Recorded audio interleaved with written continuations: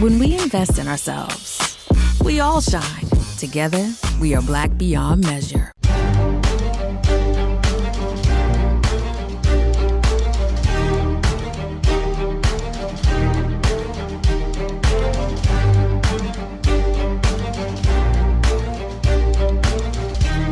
Welcome back to the Black Table here on the Black Star Network. This is our weekly show devoted to exploring ideas and subjects of special importance to people of African descent and to everyone fighting to build a better society.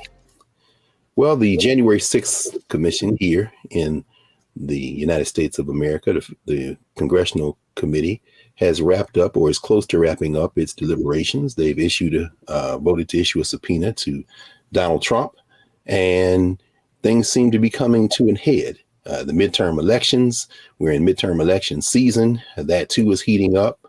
And we have a series of very important cases before the Supreme Court, including one on something called the independent state legislature theory. Moore versus Harper is the name of that case. So we thought it would be a good time to invite back to the Black Table one of our very compelling guests, Richard Kreitner, who, if you remember, we had a discussion around his book, Break It Up, Secession, Division, and the Secret History of America's Imperfect Union, published in 2020. Richard Kreitner, who, in addition to being a historian, a journalist, a writer of some great accomplishment, and a columnist in a number of print and electronic media formats, from the New York Times and the New York Daily News to the Boston Globe, to Washington Post, USA Today, and many more places, and who has served as a correspondent and serves as correspondent for The Nation magazine. He's consented to join us again today to put some of this stuff in context as we enter a very transformative, potentially transformative moment in American and world history. Welcome back to the Black Table, Richard. Thank you so much, Greg. Really appreciate it. And enjoyed our last conversation and looking forward to this one. Yes, thank you. And before we went live, as we were talking, folks have been responding very positively and getting a lot of feedback to that first conversation. And we're glad that you're back to continue to help us work and walk through the reality in terms of how this country not only was founded and kind of has unfolded, but where we are today and how critical this moment might be. I'm wondering, you have any opening thoughts about the January 6th Commission and, what their work might yield, might not yield? What should our expectations be in terms of, their work? I mean, at this point, I think we learned a lot, from the committee. The way that they packaged the video and the information that we received was, very powerful, televised viewing. But it might end up being not much more than that. It was kind of, it seemed to me it was sort of part of the whole spectacle aspect of our politics that has kind of landed us where we are now, which is just kind of everybody waiting for that next hit of revelation or information. But where does that really connect to power and to accountability? It really kind of comes down to what happens in the November elections. If Democrats somehow miraculously manage to hold Congress and hold the House, then perhaps something will come of the subpoena of Trump and all the other revelations that have been part of the investigation. If not, it's going to pretty much be seen, I think, historically as kind of an empty gesture and really more of a signal of the lack of accountability in American politics rather than the opposite. Let me ask you about that, Richard. That's very interesting because I'm sure you've read a lot more of the reports than I have, but the ones I've read, the New York Times, MSNBC, CNN, across the range, seem to be pushing this horse race narrative that says the polls are showing that the election is tightening, the voters are tightening. We saw the early turnout in Georgia is really high, it's up. So, I mean, how are you interpreting these polls? Is it as close as you think? And I'm also, thinking about there was a front page article in the New York Times, maybe it was around the 15th of October, that showed that, so many of the folks who are running on the Republican side are election deniers. And I mean, how should we take these polls seriously? And if so, how do you interpret these polls and what they claim to be kind of forecasting? I mean, I'm neither a pollster nor an expert polling analyst, so I'm not really sure how we should take the polls. I do know that in the last several election cycles, they've been off considerably for one reason or another. Often they seem to be underrepresenting, Trump voters who are perhaps harder to get, Republican leaning people. But I have no idea how it's going to turn out. I think that structurally you have a midterm election against an incumbent president. Most likely that's going to lead to a bloodbath, and anything short of that is perhaps some kind of victory, even though the only victory will be actually holding power.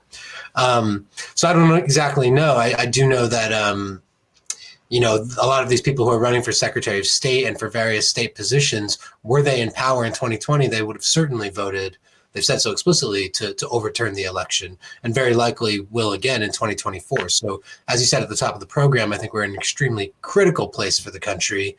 And it conceivably could go either way. I fear it's going to go one way, and that's not a good one. Well, if you don't mind, give us a little preview. You say you fear that it's going to go one way. What do you mean by that? Well, let's say at a very bare minimum, Republicans take control of the House of Representatives. They're going to shut down the January 6th committee. They're going to open up a committee investigating, Hunter Biden's laptop and various issues, which are, interesting and important, but they don't go to the very core of American democracy. At the most, they could impeach the president on trumped up charges just to get revenge for the impeachment trials of President Trump. They're certainly not going to have enough votes in the Senate to convict and remove him from office. But if Republicans, as also seems quite possible, retake the Senate, then who knows? I very much hope that doesn't happen. Everybody should vote to see that it doesn't. But I think that we need to be looking very seriously at what the last 2 years of President Biden's presidency looks like, his term in office, and what comes next. With all these Republican state officials in charge of the elections for the next presidential cycle, the steal could actually happen this time, and it would be Republicans stealing the presidency, not Democrats. Yes, as you talk about the Congress, there's been some criticism, of course, within the Republican Party of Kevin McCarthy saying he doesn't go far enough. But then the possibility of Jim Jordan chairing committees, like you said, just these perpetual investigations. And there've been a series of long pieces on folk like Marjorie Taylor Greene, for example, who, of course, was considered, quote unquote, a fringe candidate until, of course, she was elected, and now is moving seemingly very steadily toward the center of power in the federal legislature. What is there any precedent for these kind of what at one time might have been considered outlier voices? Well, maybe I'm overstating that. Would they have been considered outlier voices? But certainly now, tell us a little bit. Is there any precedent for these kind of voices before this moment? And how serious should we be thinking about the possibility of folk like that, white Christian nationalists, for example, or Christian nationalists, as Marjorie Taylor Greene calls herself, actually wielding power in the federal legislature? I mean, there absolutely is. Is there precedent for white Christian nationalists holding power in the United States? Is just the Pope shit in the woods? I mean, I don't know if I can say that on the program, but that's right. That's kind of been the rule rather than the exception. For a couple of decades there, it looked like maybe we'd be able to move on from white Christian nationalists holding power in the United States. The disturbing possibility is that we're going to go back to the way things, were in a fairly unchallenged way in the United States up to the Civil War and certainly after the Civil War, segregationists. I mean, Marjorie Taylor Greene is, a very postmodern version of all of this, through QAnon and social media and whatnot. But she's, her politics, racism, anti-Semitism is obviously coming up. Fascism, that's kind of been very present in American political history. And I think it's incumbent on us, of course, to resist it in the same way that it was on, say, abolitionists and civil rights heroes to do so then. Yeah. In fact, do you see some parallels between these previous arcs of resistance to this type of proto-fascist or white Christian nationalist or this kind of oppressive thrust? I mean, what do you take from the organized attempts at resistance now, either through the electoral process or in the streets? I mean, folk just organizing. I mean, and where do those kind of circles meet? We see a lot of voter registration work. We see here on the Black Star Network, Roland Martin has been traveling all over the country, Texas, Georgia, trying to get out the vote, get people to go out, get out and vote. But I mean, are there overlaps? Are there precedents? I mean, do you see some similarities between previous attempts to resist and now? Oh, certainly. Yeah, I thought at the beginning you were talking about, overlaps between Marjorie Taylor Greene types and those in history. Oh, yeah. No, and you laid that out. No question. Yeah. Yeah, well, of course. I mean, there certainly are, especially like I'm always interested in the Underground Railroad and, resistance to slavery before the Civil War.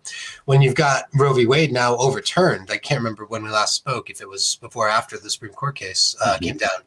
But, now you've got Roe v. Wade overturned. You have people organizing networks to get people across state lines to services to access reproductive rights that they don't have in their home states. And I think a lot of people are kind of explicitly thinking about that as a modern day Underground Railroad type network. In terms of resistance, yes, of course. I mean, I think a lot of activists, know this today, the way in which their struggle is connected to those of the past. I think it's also important, as I was saying, to recognize the ways in which Marjorie Taylor Greene is nothing new. There's always been a segment in this country that believes that it is only for them. It is not for newer immigrant groups. It is not for people of color. It's not for people who are, non-Christians. So that's always been the case. And where it goes to violence is that they're unwilling to give up power to anybody. They're not going to peacefully cede the control of the government to any other group. And as we saw with the Civil War, as we saw with January 6th, they're willing to go to even violent ends to make sure that doesn't happen.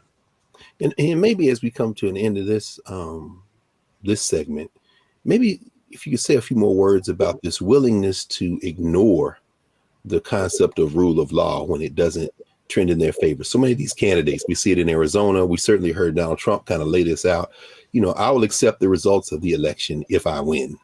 And of course, probably going to ignore the subpoena, or at least they'll be in court. But how serious is this threat to, quote unquote, the concept of rule of law, where people just say, well, I'm just going to ignore the law? Yeah, I mean, I think it's extremely serious. I think that, we'll talk perhaps later in the program about the independent state legislature theory or doctrine. That is basically setting up some kind of ability to totally ignore federal elections and to just, have the outcome that they set out to have. Trump is obviously an egotist, a megalomaniac, a tyrant in waiting, or a hopeful one. At any rate, he saw a market for his kind of politics among people who also would want to refuse to give up power. So, it's kind of a weird alliance between this, outer borough New Yorker, and, the hinterland, clinging to their guns and religion type people, but they, where it comes out is the same place, which is refusing to give up power anytime they're challenged by somebody else. Actually, that's perfect. Thank you, Richard. But that's perfect, because when we come back after the break, we're going to get into this independent state legislature theory, or a doctrine, as you say, and really help folk understand what these folks are arguing when it comes to the idea that they can just overturn an election and nobody can stop them. So thank you, Richard Kreitner, for rejoining us here at the Black Table. And when we come back after the break, we're going to talk about a case that is coming before the Supreme Court in its fall docket, Moore versus Harper, what it means and what it could mean. So back in a moment here at the Black Table.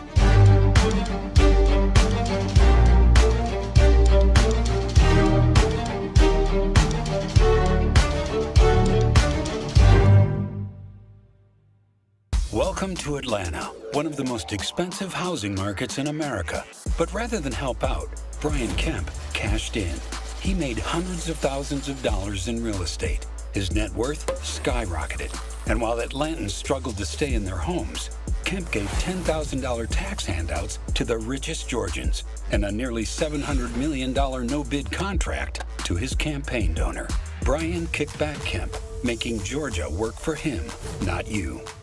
I'm Deborah Owens, America's Wealth Coach, and my new show, Get Wealthy, focuses on the things that your financial advisor and bank isn't telling you, but you absolutely need to know. So watch Get Wealthy on the Black Star Network.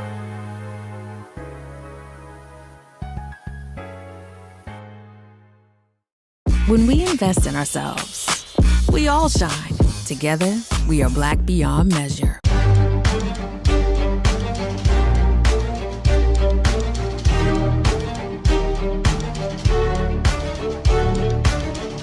Welcome back to the Black Table here on the Black Star Network. I'm your regular host, Greg Carr, joined again by Richard Kreitner, author of Break It Up, and journalist, historian, helping us really understand what's at stake in this moment in American democracy. And when we left, we're about to discuss Moore versus Harper and this question of independent state legislature theory. Richard, we know, of course, that this is a North Carolina case, and the United States Supreme Court is going to decide whether the North Carolina Supreme Court, the state Supreme Court, has the power to strike down the legislature's illegally gerrymandered congressional map for violating the North Carolina Constitution. Now, on its face, it seems like this is a state issue, but of course, they're talking about federal elections. So these legislators in North Carolina, following many others around the country, and perhaps as many as 3 or 4 or 5, hopefully not 5, Supreme Court justices, have this independent state legislature theory, basically saying that state courts and the state constitution is powerless when it comes to federal elections. And could you talk a little bit about what this case means and what is this independent state legislature theory or this independent state legislature doctrine?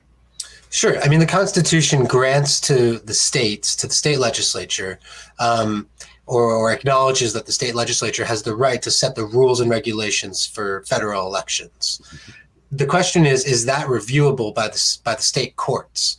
And there's no piece of evidence that suggests that it shouldn't be, the way that everything else that a state legislature does. The independent state legislature doctrine is the idea that the state legislature is independent, partly from the United States government. So it goes back to a very kind of John C. Calhoun inflected federalism, but it's Calhounism on steroids, because it says that what the state legislature does is even beyond the review, as you were saying, of state courts, which is really just completely fictitious, not based on any evidence of even the original founding of the Constitution at the time it was written, where judicial review was already in existence in several, if not all, of the states. So there's really no basis for it. What's really scary, I read a New York Times article recently that said that Republicans have complete control over the state legislatures of states that their electoral votes amount to about 300, maybe 310 electoral college votes, which is more than the 270 that would be required to win a presidential election.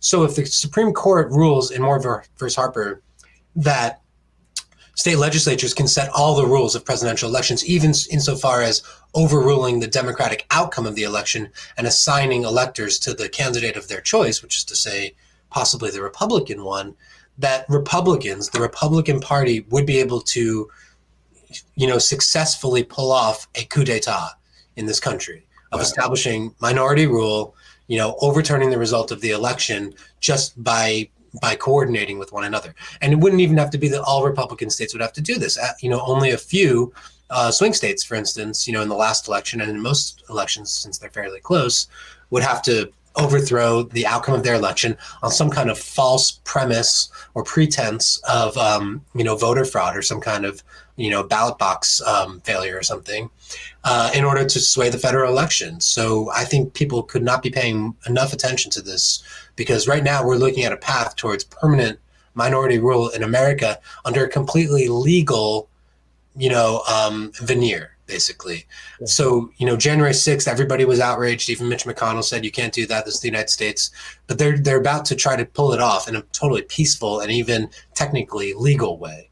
And that's, at least as scary as the guy with the horns running through the U.S. Capitol. This is the real deal here. Absolutely. And one of the main things we appreciate about your work is its layer and nuance, and you reaching back into history to show how these rhythms continue to unfold.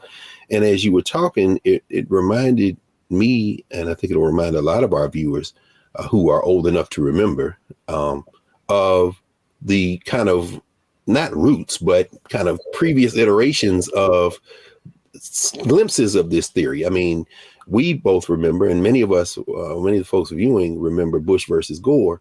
And we know that is one of the instances where the federal government, the Supreme Court, interfered in the counting of votes at the state level, the Florida legislature.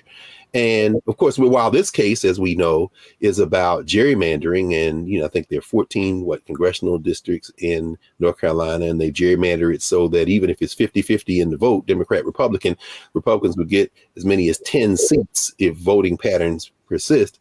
The Supreme Court injected itself to stop the counting of the vote at the state level in Bush versus Gore. And of course, like you say, January the 1st, 2020, we saw what happened here in DC, And people are trying to draw parallels between that and the attempt of Democrats in the wake of Bush versus Gore to challenge the certification of the vote because the vote was stopped in Florida. But how important is it for us to remember that while this might now emerge full blown, like Athena out of the head of Zeus, like, oh my God, well, no. There are some previous attempts. I mean, you know, help us put this in historical context a little bit. And maybe if you don't mind as well, you know, maybe help us see that some of the current Supreme Court justices have perhaps tipped their hand as to how they might vote in the wake of the 2020 election. Yeah, I mean, I think that Bush v. Gore stuff is absolutely crucial context to remember here. You know, if you look at this case and you say, oh, the Supreme Court will never go with that, you know, they'll never accept that, they'll never overturn democracy in such a blatant way, I think Bush v. Gore is an excellent reminder that actually they would. And, you know, the Republican Party, the conservative legal movement has been radicalized even in the 25 years since then. So I think there's absolutely no doubt that they would gladly you know, effectuate such a transition to minority rule under the cover of rule of law, as they did in Bush v. Gore. I think that's absolutely crucial. I also think it reminds me of something from way further back in history, you know, from the 1850s, where Abraham Lincoln and others, after the Dred Scott ruling, they're looking at this and they're seeing basically a conspiracy to establish slavery over not just the South, but the North and the West, the whole country, that there was a conspiracy to expand slavery over the whole country and overturn the laws that the northern states had passed abolishing slavery. And he said, you know, it looks like these are all different things. The Kansas-Nebraska Act that opened up the West to slavery where it would have otherwise been illegal.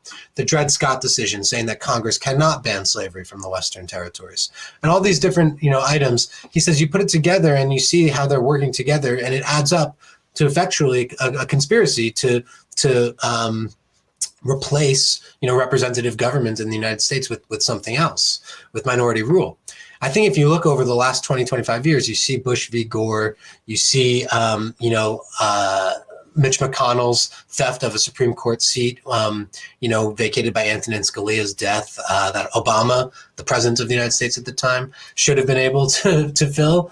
And then you look at January 6th and all the legal theories that have been kind of put out to support that. I think you start to see, I think, a conspiracy. That doesn't make me a conspiracy theorist. You know, sometimes you have to actually be able to connect the dots.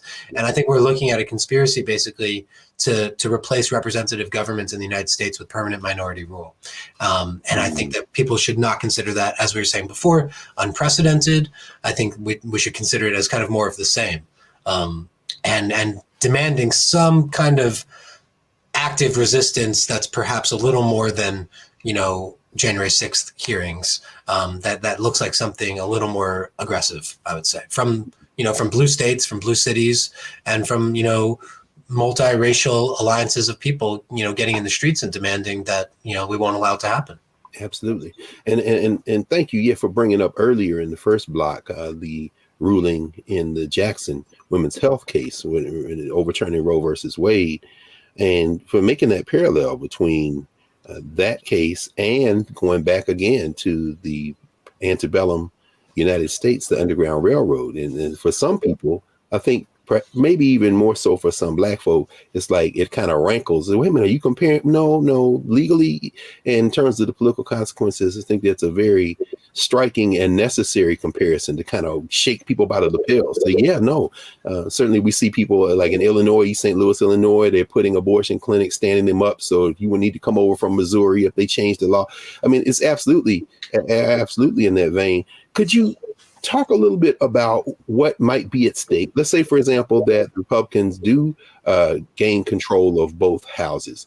Lindsey Graham, for example, the legislation that he proposed that people are kind of fudging on in these debates as it's led up to the midterm. Certainly Herschel Walker kind of retreating a little bit based on the Georgia legislation in terms of abortion. You know, could the Republican Party attempt to mount, certainly if they take the White House too in 2024, a nationwide ban on abortion in your mind? Kind of similar with this Dred Scott thing that Lincoln was afraid of? Yeah, I think they very likely could, and I think that they certainly will. I was kind of surprised that Lindsey Graham, only a few weeks after the overturning of Roe v. Wade, actually came out with a proposal for a national ban, because it just made the hypocrisy so obvious. You know, for so many years, for 50 years now, they've been saying this is a states' rights issue.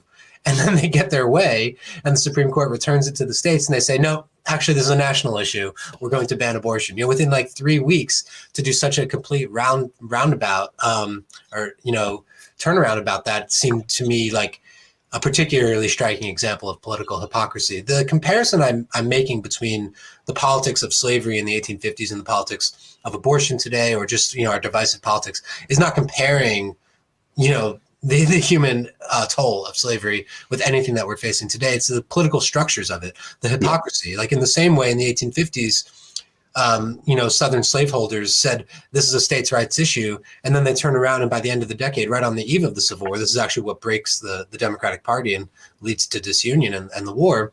The slaveholders say, no, actually, we need a national guarantee that we can take our supposed property across state lines into the Western territories. We need a national guarantee. This is a national issue, even though we've spent the last 50 years saying it's a states' rights issue. And that's what reminds me of today. And I think that the response from those who disagree with that, you know, kind of white Christian nationalist perspective should be the same as it was in the 1850s, which is to say, well, if you now say that's a national issue, we're in favor of being a states' rights issue, to be as hypocritical in turn and, you know, and as opportunistic and to kind of seize on whatever legal doctrines or political positions we need in order to maintain and expand the rights and freedoms that we have. You know, and I think that, you know, as I'm sure we'll talk about later on, I still think only more and more so after the overturning of Roe v. Wade and the possibility of the imposition of permanent minority rule in America, that should go up to and perhaps including secession. Yeah, that's a good place for us to transition here after the break. Go make more popcorn, everybody. Absolutely. No, I mean, it's certainly a striking position, but it certainly has precedent in American history, and it's something we should be taking very seriously. So we're going to come back in a moment with Richard Kreitner here at the Black Table on the Black Star Network, and we will continue this conversation. As you all can see, we're getting deeper and deeper into not only a fascinating conversation of possibilities, but hopefully it's going to spur many of us to action. Back here at the Black Table in a moment.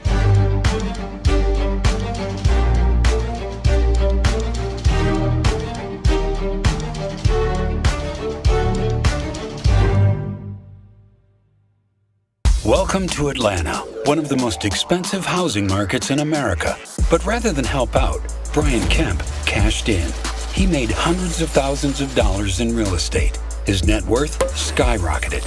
And while Atlantans struggled to stay in their homes, Kemp gave $10,000 tax handouts to the richest Georgians and a nearly $700 million no-bid contract to his campaign donor. Brian kicked back Kemp, making Georgia work for him, not you. When we invest in ourselves, we're investing in what's next for all of us. Growing, creating, making moves that move us all forward. Together, we are Black beyond measure. Hi, I'm Dr. Jackie Hood-Martin, and I have a question for you. Ever feel as if your life is teetering and the weight and pressure of the world is consistently on your shoulders? Well, let me tell you, living a balanced life isn't easy. Join me each Tuesday on Black Star Network for A Balanced Life with Dr. Jackie. We'll laugh together, cry together, pull ourselves together, and cheer each other on. So join me for new shows each Tuesday on Black Star Network, A Balanced Life with Dr. Jackie.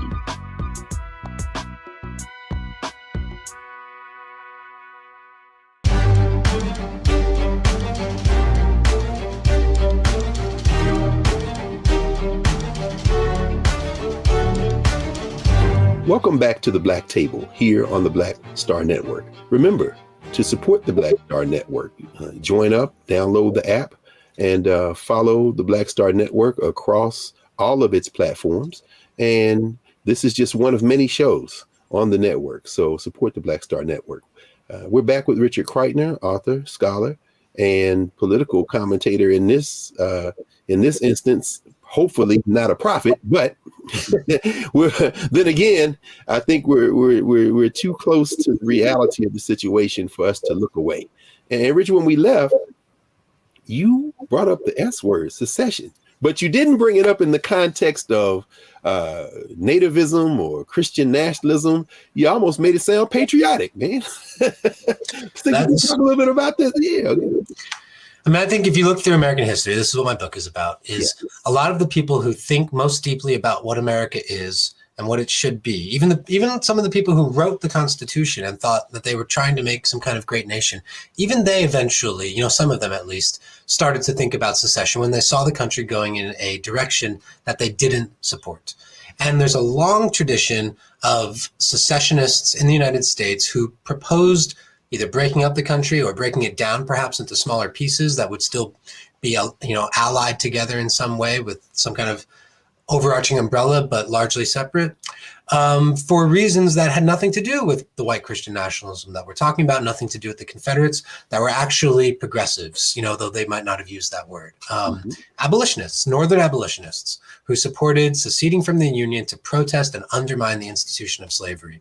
Northerners during the War of 1812 who thought it was an unjust war and didn't want to go fight and die for what they thought was an unjust cause. So they considered, very, very seriously considered seceding from the United States, either to be an independent country or to join Canada, and form some kind of separate nation. So of course, Black nationalists, as you well know, have supported, various forms of secession and independence, in some cases as a form of reparations, from the Republic of New Africa in the 1960s to even earlier forms of that were allied with the Communist Party in the 1920s. So it's a capacious idea. I argue it's the only truly American idea. The American Revolution, an act of secession, our most crucial political event in our history, the Civil War, of course, over secession. Even if you go all the way back to the Pilgrims, known in their time as separatists, because they wanted to separate from the Church of England and start their own churches, and that's why they left and came to the New World. Secession is kind of in our DNA, as Americans, and I think as we're approaching some kind of legitimacy crisis that I'm talking about, I think inevitably people are going to be thinking and talking about a different form that our country could take that would perhaps be one way to preserve freedom and equality in at least part of the country while we work to retake the rest. It's a dark thought. I don't love it. I'd rather, we were able to kind of summon the resources for some kind of national renewal short of such a radical possibility. But, as I'm saying, I'm a little scared of what's going on in the country. And I think that this needs to be some kind of option of last resort that's at least on the table, and that we should start thinking about and exploring seriously if fascism is truly coming to our entire country. Absolutely. Absolutely. In fact, it reminds me of something you wrote earlier this year, back in January, for Slate. Imagining a second civil war is a lost cause. And I think you start with this fantasy scenario, this nightmare fantasy scenario in New York City. but as part of that article, I remember, you were critiquing Stephen Marsh's book on the possibility of a civil war, the Canadian writer. And as you're talking, one of the things I remember from the review, you say, I'm certainly not advocating for this. And for everyone who hasn't either purchased yet, or if you've purchased it, haven't yet dug into your book, Break It Up, I strongly encourage you to. And then go back, as you say, and look at your first visit to the table when we had a conversation about that. And thank you for continuing to kind of explore the ideas you explore there. One of the things in the Slate piece that you wrote, you said, I'm not pushing for this. As I sent my manuscript off, I didn't think that I was pushing for a civil war. However, I have to be quite frank, and I'm surprised that Marsh and maybe others don't consider that the alternative is worse. Could you talk a little bit about that? I mean, obviously we're not talking about violence in the streets, but what will be the alternative? We just kind of lay down to this? Yeah, I mean, the alternative would be submission to the kind of boogeyman suggests it doesn't exist, but to the thing that the January 6th committee and, even your most mainstream Democrats are warning is a very, very real possibility in our future. And the question is, well, what then? What are we going to do about it? In the 1850s, as I keep drawing these parallels, their response was, we're going to stand up for ourselves. We're going to issue counter threats. We're going to say, you know what, we're going to leave the Union if you insist on expanding slavery to the West or even to the northern states that had tried to get rid of it. And if you keep, threatening to overturn federal elections. So I think that our response right now should be the same kind of response, saying, we're only interested in being a part of this union if it's going to be dedicated to becoming, for the first time, really, a multiracial democracy. And we're not interested in paying taxes to, an authoritarian white nationalist dictatorship. I'm personally not. So I think that this kind of active resistance needs to be a part of the democratic blue state rhetorical mix. I'm not happy about that, as you say, but what strikes me about the Civil War discourse, the Stephen Marsh book, a lot of other kinds of pieces and books that have come out, imagining a civil war, is why is it so much easier for us to imagine what a civil war would look like, a second civil war, some kind of like Northern Ireland type troubles where you have explosions, yes, assassinations, and, yes, mass death all the time, which we still, already see a little bit of in mass shootings and whatnot already. Why is it so much easier to imagine what that would look like than to imagine the kind of national renewal that I'm talking about, the kind of national undertaking, perhaps a constitutional convention, to solve our problems, to solve the totally undemocratic electoral college, to abolish the equal representation of the states in the Senate, which allows 11% of, senators representing 11% of the country to block legislation. We should be doing a lot more thinking in that regard and a little less fear-mongering, I think, about what a second civil war would look like. I also think that, some kind of national reckoning or some kind of even national breakup might be the way to avoid a civil war rather than, bring it on. I just think that we need to be thinking now through all these things rather than accusing, when Texans think about secession, everybody on the left freaks out and says it's treason. When Californians think about secession, everybody on the right freaks out and says it's treason. Maybe we're all a little curious about this thing and should, have a more mature conversation about the costs and benefits of staying together. Absolutely. Could you talk a little bit about that, Richard, in terms of you named two states, which of course seem almost always to be at the heart whenever this is brought up of the conversation, and typically one painted red, one painted blue. But could you talk a little bit about what secession might look like? I mean, you write about this and you've written about this, the possibility of clustering of states, regional formations, and maybe even within states like Texas and California. I'm thinking now particularly about Texas, which isn't as red as we know as it gets painted on the electoral maps on election night, presidential election night.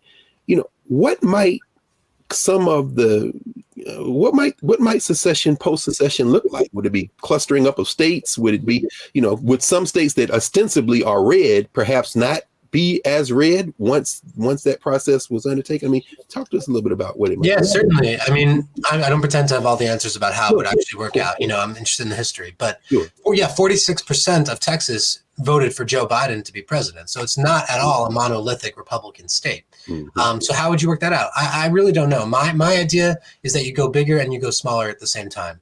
So you break the country down, not up completely into independent nations, but you break it down into perhaps 8 regions that would take most of the power from the states and the federal government. And then below that, you have, something Thomas Jefferson used the phrase ward republics, roughly county size entities that would, have some degree of autonomy even within their regional formations.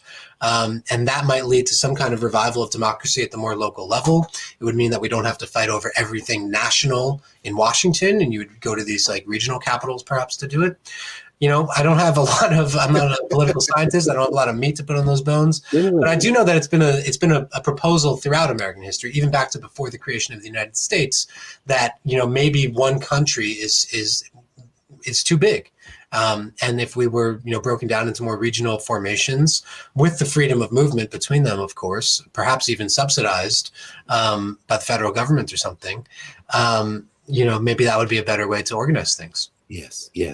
Well, this is a good place for us to pause. And when we come back on the other side of the break, Richard, will continue to play out these possibilities and also maybe spend our last block looking a little less far into the future and about what might have happened in the next 6 months. I mean, certainly with the midterm elections coming up with us. So we'll be back in a moment here at the Black Table on the Black Star Network with Richard Kreitner, author of Break It Up. And we'll see you all on the other side.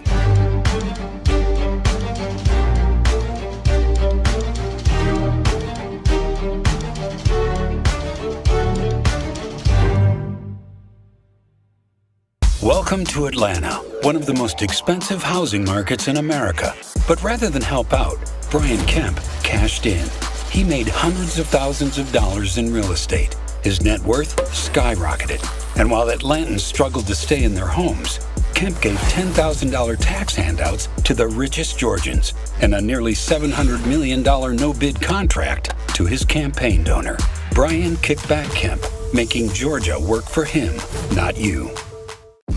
When we invest in ourselves, we're investing in what's next for all of us. Growing, creating, making moves that move us all forward. Together, we are Black beyond measure.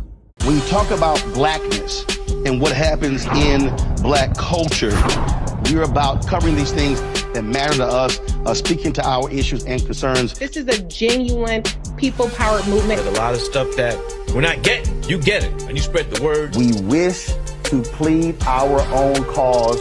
Too long have others spoken for us. We cannot tell our own story if we can't pay for it. This is about covering us. Invest in Black-owned media. Your dollars matter. We don't have to keep asking them to cover our stuff. So please support us in what we do, folks.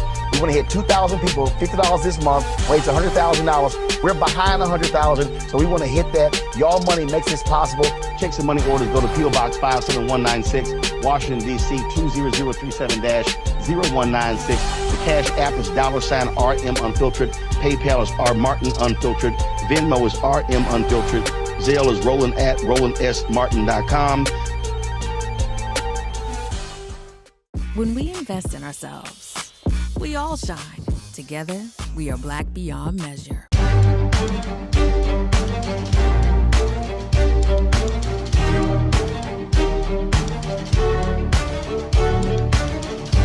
Welcome back to the Black Table here on the Black Star Network. I'm your regular host, Greg Carr.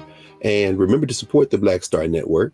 And we have dived deeper into the questions that face us as we move into the midterm elections here in the United States with Richard Kreitner, author of Break It Up, historian, thinker. And Richard, like you said, I mean, you and I, we're not political scientists. We're not, trained in that area. But as you were talking, I can't help but think that, one of the things that secession might forestall or prevent would be this minority group getting its hands on the bounty and the apparatus of the federal polity as it currently exists. I'm thinking about foreign policy, I'm thinking about some of the things that are more deeply intertwined, and certainly Mississippi is not going to want to give back all that federal aid, Florida either, which might foment some type of internal struggles in those states, as you say. A lot of people who are not aligned with this kind of minority group politically might finally show their voices in places like Louisiana and other places. I'm wondering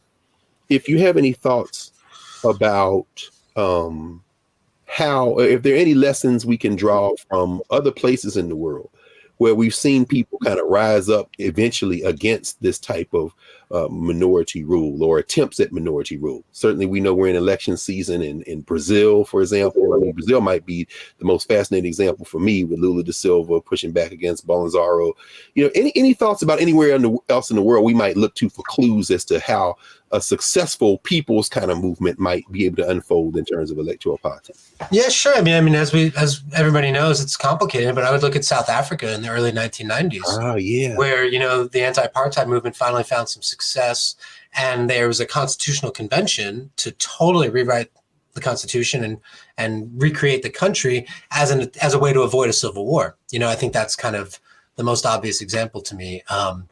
I don't think we're there yet, obviously, at 50 years of apartheid, and minority rule. But if that's where we're going, then all the tools that, were used by the ANC and by anti-apartheid resistance fighters, I would think should be on the table. Yes, absolutely. And it's so funny you mentioned that because, of course, their constitution, being one of the most recent in world history, is so inclusive. And, having spent some time in South Africa and taken students there many times, I find it very interesting that American students, and for me, it's been primarily African-American students, but read the South African Constitution and begin to think, wow, this is so much better than ours. And, and yet press. I mean, what other technologies do we use from 1787? Why is our political technology from 1787? It makes no sense at all. Once you think about it for half a second. Absolutely. As our friend Gerald Horn often says, why are we still trying to pump life into this flawed 18th century document? But that actually, though, speaks, and you write about this in terms of the difficulty of even cobbling and then holding together this polity we call United States of America. How hard would it be to call a constitutional convention, man? Well, this is another thing. I mean, this is a whole subject of conversation, but I think that if and when Republicans take power, they are going to be pushing for a constitutional convention. Oh yeah, please talk about that, because we're not hearing that enough, and it's been written about. Walk us through that. What would that be, Richard? I mean, well, they've been trying to call a constitutional convention for many years under the Article 5 clause, which allows the states, once I believe it's 2/3 of the states call for a constitutional convention, there will be one. And what they want to do, or what they say they want to do, is limit it. In a very narrow way, that they basically want to pass a balanced budget amendment, is my understanding, which means that Congress could no longer run any kind of deficit, which would totally decimate everything this country does, for people in need, for one thing, and would totally remake the country. And there's a whole, scholarly constitutional debate about whether they would be able to do that, whether they would be able to limit it in that way, or once you call a constitutional convention, as in 1787, is everything up for grabs and they can totally rewrite it. If something happened today, like what happened in 1787, they would indeed totally rewrite it. They would rip up the old one. And worse, they would institute a ratification mechanism or requirement. The Articles of Confederation, America's first constitution, required unanimous consent for any amendment.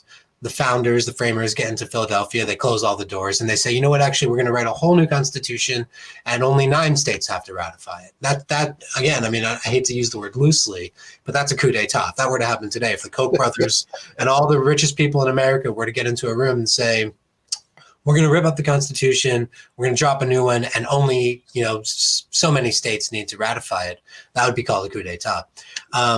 So I think that, but I think that they're pushing for it so hard that I think it's very likely to actually happen in our lifetimes, probably in the next 5 to 10 years.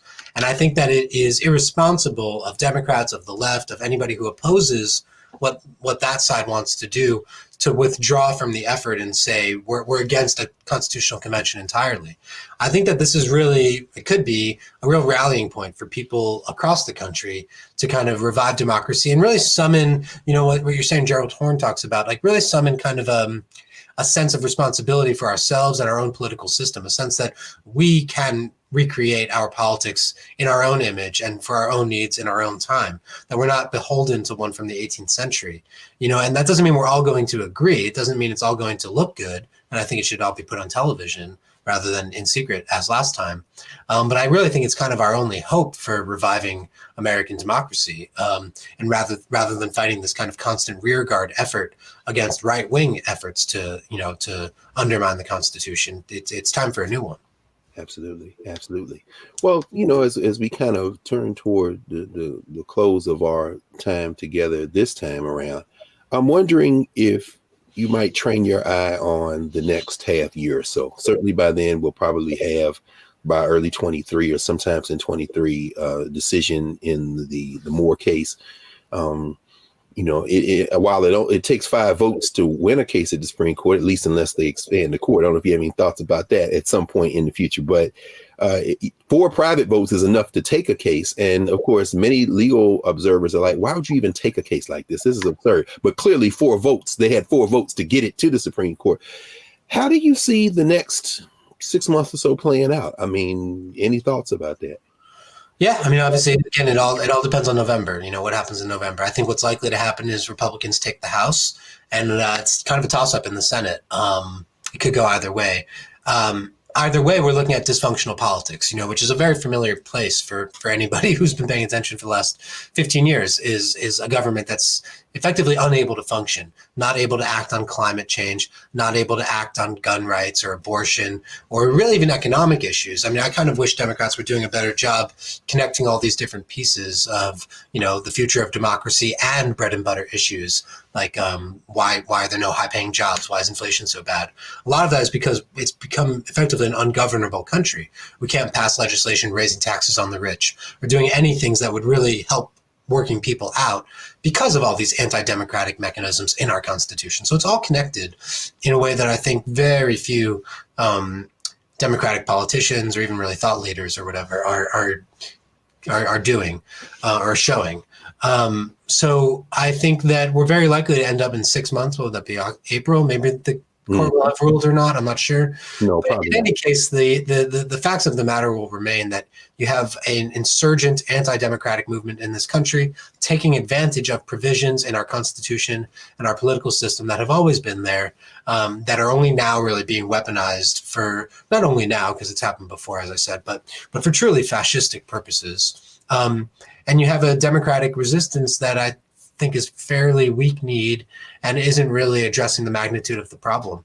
So in 2023, I hope, but don't expect necessarily to see people really recognizing how serious the situation is and considering, remedies that they might not have otherwise allowed themselves to consider for what we should do if everything really, falls.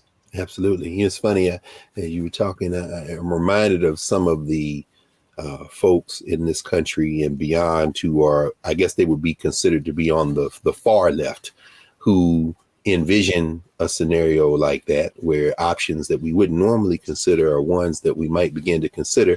And they almost relish the possibility of that. And I keep thinking to myself, y'all must not never have been in a real fight like that, because that's, you've written about it and you certainly have opined about it and talked about it again today.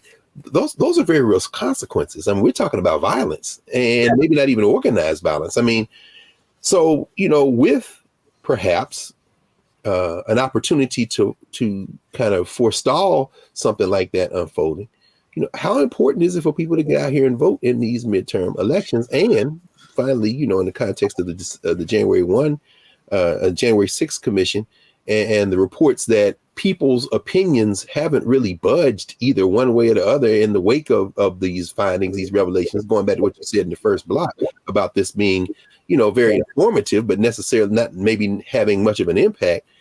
How important is it for folk to get off their behinds and go out here and perhaps participate in something that they would prefer to the alternative?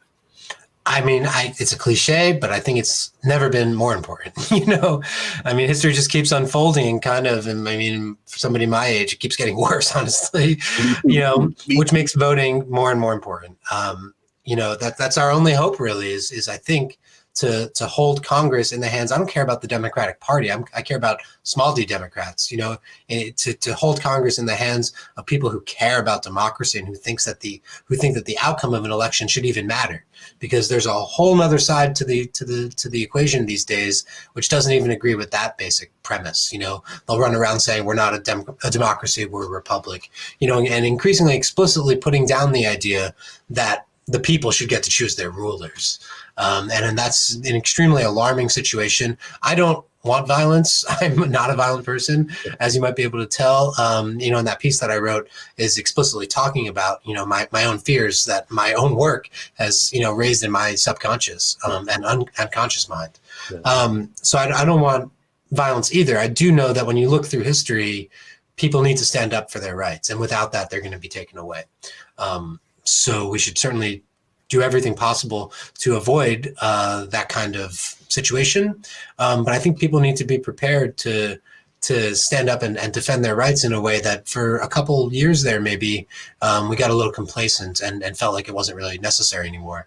I think the lesson of the 21st century is going to be that it still very much is. Absolutely. Absolutely.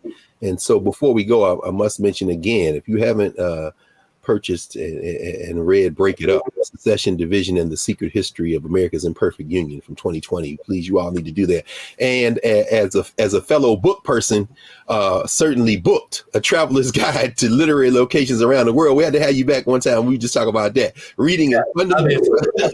I gotta ask you one final question. How's that project coming on about the Civil War, man, and slavery, Jews in the Civil War? It's good, man. You can imagine I've been glued to the news the last week or two, Oh, Kanye. Yes, indeed. but it's rich terrain. All that shows to me is it's rich terrain. Jews, whiteness, African Americans, civil rights, the Civil War, slavery. That's all. There's lots to still unpack there. No question. So it's coming along. I appreciate you asking. No, of course. And in fact, like you said, who could have anticipated? Well, I guess anybody who gives Kanye West a hot microphone could have predicted what was going on. But it's also not him. It's Tucker. It's Trump. I mean, no question. Well, normalization going on right now. That's just incredibly pernicious and wrapped up in everything else that we're talking about. That's exactly right. And thank you. Right. Kanye is just like a face of it, but right behind him, all of that long history of anti-Semitism in this country, like you say, Trump, Tucker Carlson, and the arc in which they are working, which is a terrible, long, and sadly very familiar arc. So, so if folk want to and should, reach out and read some of your writings and kind of connect, it's richardkreitner.com, right? That's right. All right. KREITNER, richardkreitner.com. Richard, Thank you for joining us again, man. I hope you'll come back soon and we can continue this conversation. Hopefully, after humanity triumphs over the niggling and terrible impulses that we can sometimes manifest, we can go back. Everybody votes, as you say, Everybody votes, no question. As long as everybody does that, we might be able to do this. Thanks for joining us again, Richard. And when we come back in a moment, we're going to clear the table and prepare for our next session here at the Black Table. Back in a moment.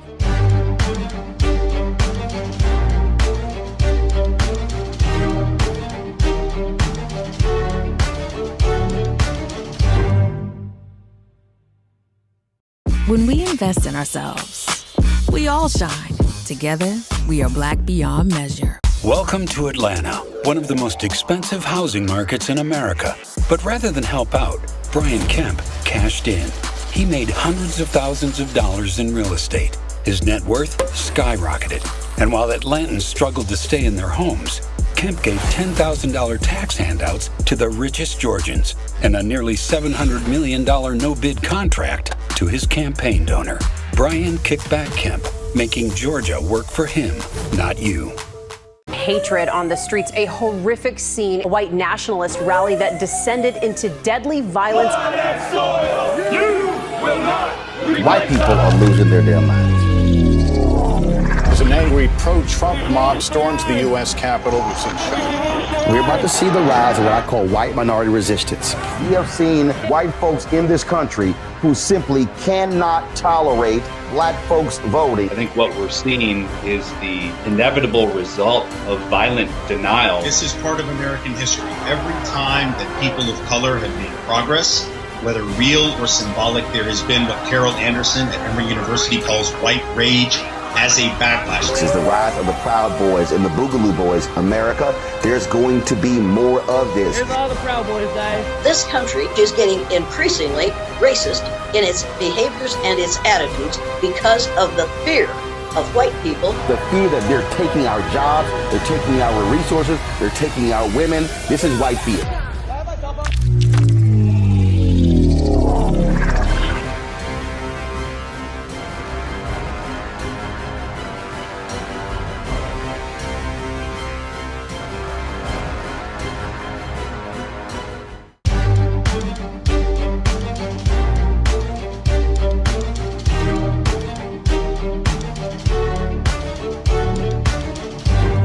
Welcome back to the Black Table on the Black Star Network. Remember to support the Black Star Network, download the app and subscribe, and make sure that you don't miss any of the shows that are on this network. We want to thank Richard Kreitner for joining us again here at the table.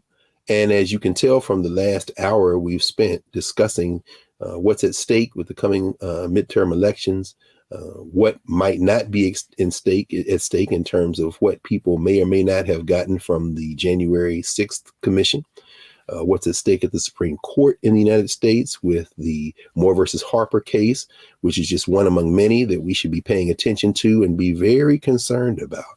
We understand ultimately, as we heard Richard say there at the end, that if you're going to live in a society, you need to live in a society. That means you need to participate. You need to make your voice heard. You need to combine with others of good faith and goodwill. We need to break the back of things like proto-fascism, white nationalism, any forms of nativism, any forms of oppressive public policy, potential public policy that could merely make things terrible for us in not only this country, but in the world. So we're glad you joined us here at the Black Table, and we'll see you next week with our regular conversation. Thank you.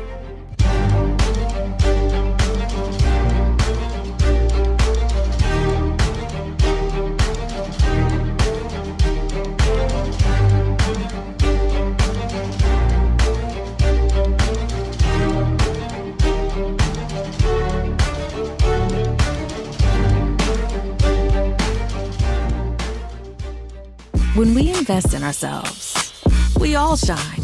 Together, we are Black beyond measure. When you talk about blackness and what happens in Black culture, we're about covering these things that matter to us, speaking to our issues and concerns. This is a genuine people-powered movement. There's a lot of stuff that we're not getting. You get it, and you spread the word. We wish to plead our own cause, to long have others spoken for us. We cannot tell our own story if we can't pay for it. This is about covering us. Invest in Black-owned media. Your dollars matter.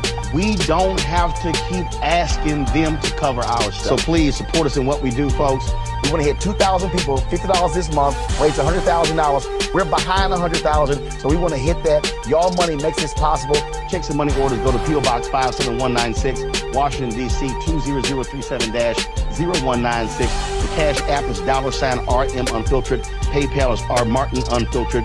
Venmo is RM Unfiltered. Zelle is Roland@RolandSMartin.com.